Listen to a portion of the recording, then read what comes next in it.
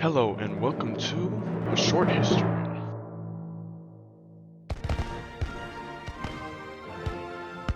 The Boer Wars The Boer Wars were a series of two conflicts in the latter 19th century between the longtime Dutch settlers of South Africa and the British Empire.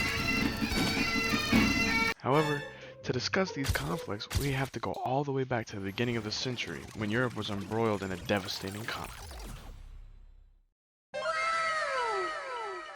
When France decisively took the Netherlands during the French Revolutionary Wars and established the Batavian Republic, all Dutch territories across the world came with it, including the Dutch Cape Colony in modern-day South Africa.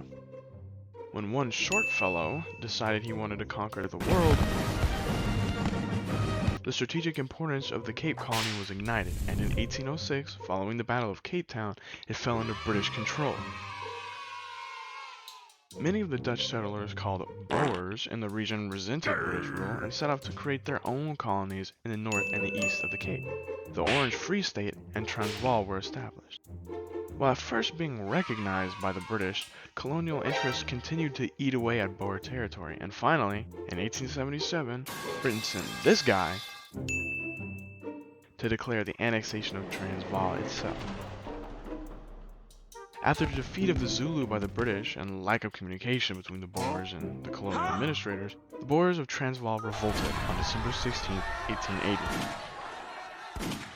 The war proved to be a disaster for the British, losing high numbers of men and equipment at major battles like Bronkhorstspruit, Langsneck, and Schoenschut.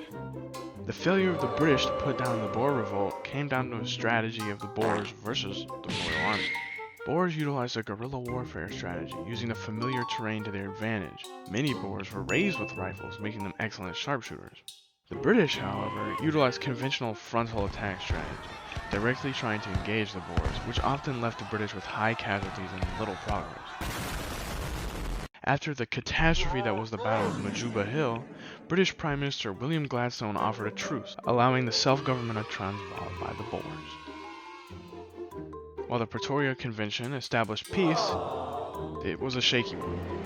See, before the war had even erupted, diamonds were found around the Vaal River in 1866. This, along with a massive gold rush in 1884, brought a massive influx of foreign, particularly British, prospectors and migrants to Transvaal.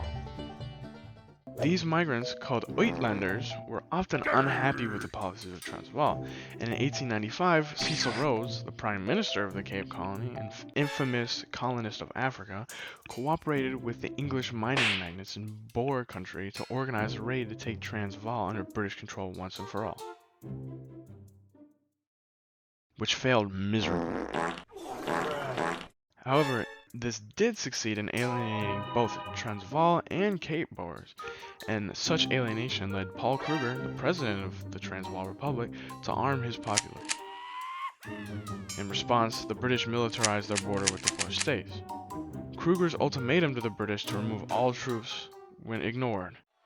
War was declared on the 11th of October 1899. This time, however, the British were much more prepared, deploying nearly 450,000 troops, a mix of British, African, and other troops from around the empire. The Boer strategy of guerrilla fighting once again proved a challenge for British in the beginning, with the Boers winning several decisive victories at Mafeking, Kimberley, and Ladysmith, and preventing British relief to those besieged towns.